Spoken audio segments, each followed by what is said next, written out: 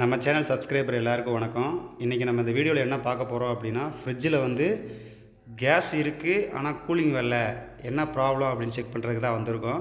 இந்த வீடியோ இப்போ தான் நீங்கள் ஃபஸ்ட் டைம் பார்க்குறீங்க அப்படின்னா மறக்காமல் நம்ம சேனலை சப்ஸ்கிரைப் பண்ணுங்கள். கூடவே அந்த பெல் ஐக்கானையும் கிளிக் பண்ணிடுங்க. வாங்க வீடியோக்குள்ளே போகலாம். இங்கே என்ன ப்ராப்ளம் அப்படின்னா பார்த்தீங்கன்னா, கேஸு எல்லாமே ஃபுல்லாக இருக்குது ஆனால் கூலிங் வரல. என்ன அப்படின்னு செக் பண்ணி பார்க்குறப்ப உங்களுக்கு கம்ப்ரஸரில் இருக்க ரிட்டன் பைப்பில் வந்து சுத்தமாகவே கூலிங் வரல. ரிட்டன் பைப் வழியாக உங்களுக்கு கேஸ் சர்க்குலேஷனே வரல. அதாவது உள்ளே ஒன் சைடு கேஸ் ஏற்றணும் அப்படின்னா ரிட்டன் வழியாக நமக்கு கேஸு ரிட்டன் கம்ப்ரஸருக்கு வரணும், இங்கே வரல. ஸோ என்னவாக இருக்கும் அப்படின்னு செக் பண்ணி பார்த்ததில் கேப்லரி எதாவது அடைச்சிருக்குமா அப்படின்னு சொல்லி கேப்லரி செக் பண்ணி பார்த்தோம். கேப்லரியில் நல்லா தான் இருக்குது. அடுத்து என்ன பார்த்தீங்கன்னா, இந்த சிலிக்கா ஜெல் ஃபில்ட்ரு. இந்த சிலிக்கா ஜெல் ஃபில்ட்ரு வந்து கட் பண்ணி பார்த்தோம் அப்படின்னா உள்ளே ஃபுல்லாகவே கருப்பாக இருக்குது. என்னென்னா அந்த சிலிக்காலாம் சின்ன சின்னதாக பால்ஸ் மாதிரி இருக்கும்.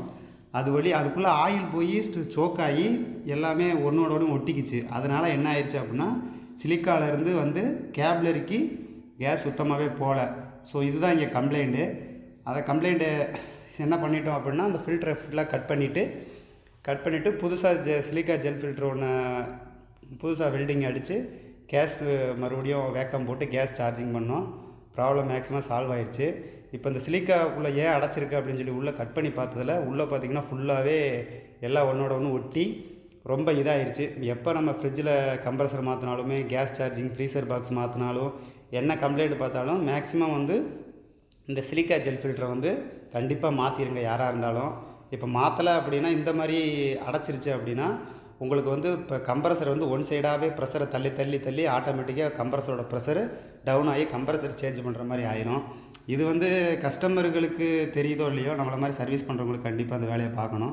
இங்கே நம்ம வந்து அந்த இதெல்லாம் போட்டு ப்ரெஷரு வேக்கம்லாம் போட்டு கரெக்டாக ப்ராப்பராக ரிட்டன் செக்ஷன் வழியாக உங்களுக்கு கேஸ் எல்லாம் வருது. ஸோ இங்கே நம்ம கேஸ் சார்ஜிங் பண்ணுறோம்.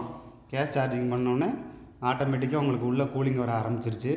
இங்கேருந்து 134 கேஸ்னால் கரெக்டாக ஒரு 10 to 12 பவுண்டு கேஸ் சார்ஜிங் பண்ணோம். இங்கே மேக்ஸிமம் ரிட்டன் கூலிங் உள்ளே வந்து ஸ்னோஸ் வந்து ஐஸ் கட்ட ஆரம்பிச்சிருச்சு.